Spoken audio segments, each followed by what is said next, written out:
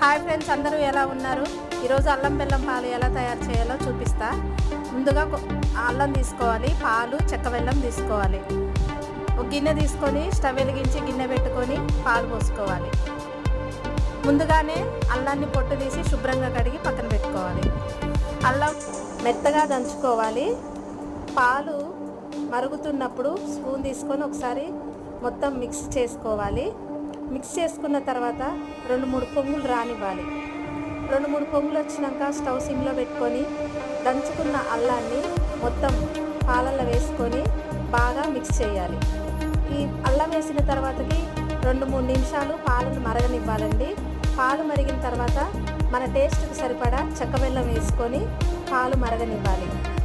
పాలు మరుగుతున్నప్పుడు మంచి స్మెల్ వస్తుందండి. ఆ స్మెల్ వచ్చినాక స్టవ్ ఆఫ్ చేసి ఫిల్టర్ చేసుకొని తాగడమే. అంతే.